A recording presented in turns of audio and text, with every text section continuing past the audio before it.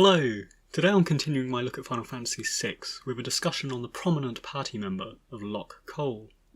Now, having recently discussed the significance of Terra as a character and a story device, I feel this segues neatly into Locke because he is integral to the beginning of the game story, and specifically to the beginning of Terra's story, in being the first positive protagonistic force and party member that Terra encounters in the game.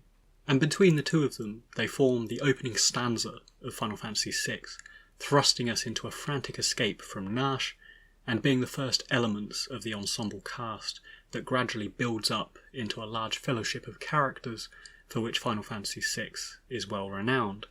So, Locke with respect to Terra, and with respect to story progression, is an integral aspect of the game's opening, and as an optimistic and extroverted personality, he works brilliantly to counterbalance Terra's fear and confusion, which, as I've discussed in the past, putting juxtaposing or opposite personalities in close proximity to one another is great for storytelling and character development, because it allows the player to understand and identify their traits through subtle things like dialogue exchanges, and characterises them by what they are not, as well as by what they are. And with Final Fantasy VI being a game of character dualities, this is something we see equally elsewhere between certain characters, such as Edgar and Sabin, which I've covered in the past, and I will touch on in the future. Now, one thing to note on the numerous dualities at play in the game is the interesting dynamic between male and female that is explored in the character perceptions and the character relationships of Final Fantasy VI. And it's not as baked in thematically to the extent of, say, Final Fantasy X, whereas I've discussed in the past, the maternal-paternal relationships are integral to the backgrounds and the character arcs in that game, particularly around key characters such as Tidus, Yuna and Seymour.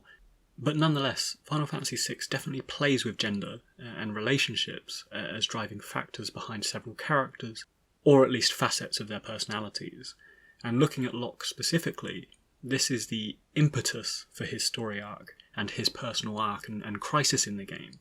He is propelled forward by a regret and a hatred of the Empire, which comes at having lost his true love when the Empire inadvertently murders her. So in a sense, Locke is something of a classic revenge tragedy protagonist, but rather than actually being this classic anti-hero who usually goes on a vengeful killing spree, like in The Crow or Kill Bill or, something like that, because this is, of course, the Wisty Final Fantasy series, which is comparatively light-hearted to this quite dark media, he spins his misfortunes into a much more positive, though perhaps slightly patronising desire to protect all females that he encounters. And this loops fully with how we find him at the beginning of the game, wantonly helping Terra, assisting her in every way he can, and trying to put a positive spin and a positive dialogue onto her predicament. But equally, what's also quite amusing about Locke is how he attempts this same thing and this same demeanour with characters like Celes, who is clearly a much more self-assured and adept warrior figure, and it doesn't wash with her at all, in the same way when he tries salvaging her the way he did with Terra. So it's good that the game is self-aware, and it doesn't try and posit Locke as this stock hero character who goes about saving females, and I think the Celes dynamic is very important to that end. Now, moving on, Locke's story arc and his personal arc has a very rewarding point of closure, I think, because, of course, he loses his love, Rachel, and he's been haunted by regrets about that. But he does actually manage to revive her with the Phoenix long enough for her to tell him to move on before she finally dies. And this is quite a wholesome, if bittersweet, conclusion to his turmoil that I suppose hallmarks the more emotive qualities of the Final Fantasy games. But it also hints at, and leaves the door open for his blossoming relationship with Celes too, which is heavily skirted around during the game and their personal interactions.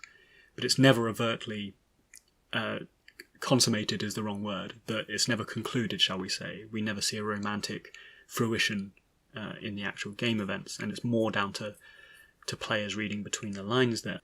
So, moving into aesthetics and music, because of course music by this time in Final Fantasy was incredibly important aspect of conveying not just themes and tones of games, but also the characters themselves.